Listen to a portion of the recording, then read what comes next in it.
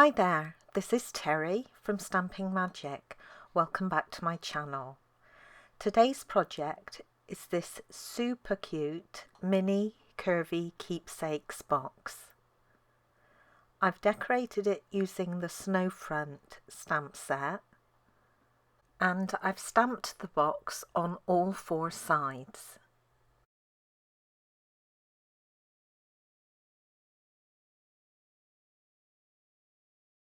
You open the box just by lifting one of the panels that's hooked over the top, and then you can remove the chocolate treat inside.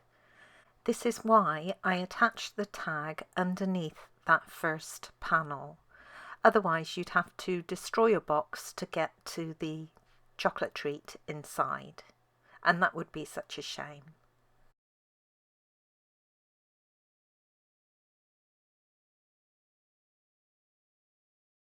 Of course, I also had to make a card to coordinate with my little box. And this also uses many of the images from the Snowfront stamp set, but we're just going to make the box today. Now, we have had a curvy keepsake box die before, but this one, which is now retired, was much larger than our new one. So you can see the difference in size here. The little one is about half the size of the original. These are all the measurements you need for the various elements required to create this project. So if you're interested in reproducing it, you can take a screenshot and refer to it later. This is the Mini Curvy Keepsake bundle. These products are available separately. Now, the die comes with label dies, frond dies, and also snowflake dies, and the snowflake is the only die that matches up with an image in the stamp set. You can stamp multiples and then die cut them two at a time because you have two of these. Today I'm just going to use the keepsake box die and this oval label die. I won't be using the stamp set. The die will comfortably fit onto a piece of 6" by 6" designer series paper, and it will actually fit on a piece a little smaller than this, as you would have seen from the measurement screen at the start of the video. So let's get started. You want to use your normal sandwich for thin dies. I'm using my Big Shot, so I've got my platform, my thin die adapter, an acrylic plate, my cardstock with my die on top.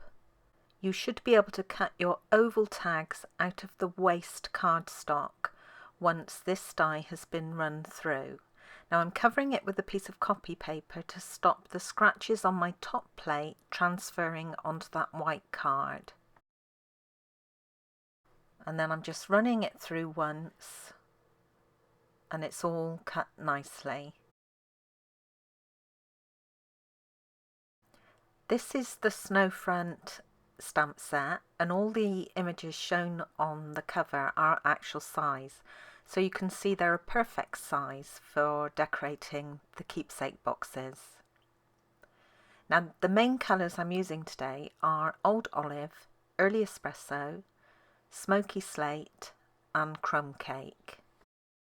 Because the Snowfront stamp set is photopolymer, I'm using a foam mat underneath my cardstock. I'm also using scraps of copy paper to protect the panels that I'm not currently stamping on, and also the base. Okay, for the first panel I'm going to use this little piece of ground stamp and the trees, and I'm also going to use the two little birds. I'm starting with the ground stamp, and I'm using Smoky Slate ink and stamping it off once before stamping it on the panel. Then I'm switching to the trees and I'm stamping these in Crumb Cake. And then finally the little birds will be in Early Espresso ink. Then I'm switching to the opposite panel, and again I'm protecting the panels either side and the base with copy paper. For this panel I'm using the tree line, one of the individual trees and both the deer. I'm stamping the tree line in Old Olive about halfway up the panel. Then I'm going to add the deer in Early Espresso. And finally use that single tree and use second and third generation stamping to stamp trees behind the tree line. Then I can switch my panel again to one of the sides.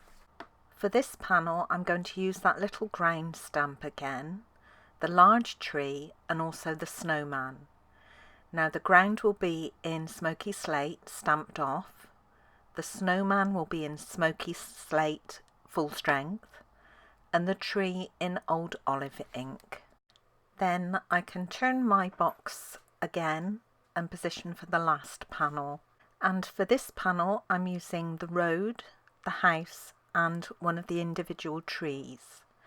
I'm stamping the road using full strength smoky slate.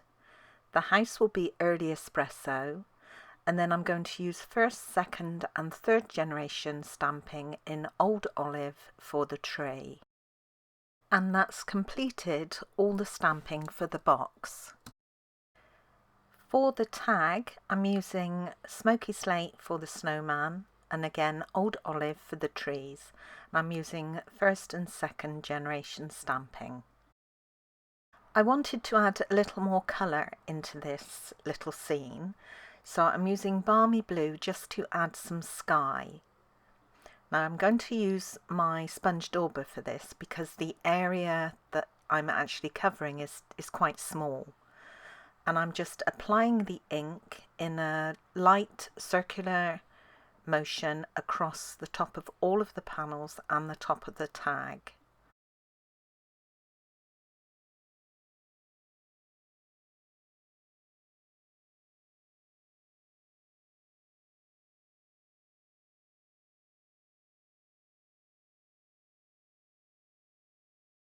I'm now going to use my bone folder to help me curve the sides of the box and also the tag, and it's easier to do this now than once you've added all the glitter, and certainly less messy. I'm going to use our Dazzling Diamonds glitter for this, and I'm adhering it to each piece using the fine tip glue pen. Now you need to just be aware that the fine tip glue pen actually dries quite quickly, so you don't want to do too large an area before adding your glitter. So I'm just doing one panel at a time.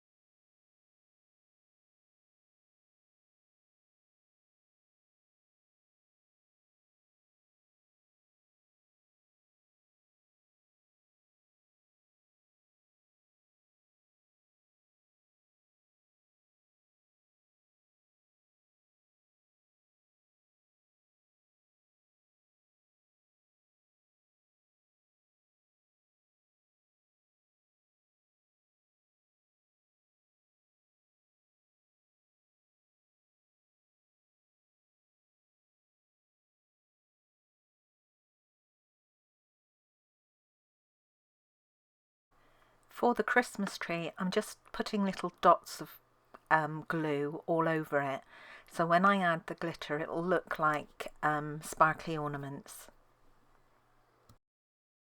The sentiment I'm using comes from the Itty Bitty Christmas stamp set. Now this is a fantastic stamp set because there's so many different Christmassy sentiments to choose from. I'm going to stamp the sentiment "Oh What Yum" onto my second tag, and then I can glue the two tags together back to back. I'm going to use some of our metallic silver thread to attach the tag to the box, and I've just cut a length and folded it in half to create a loop.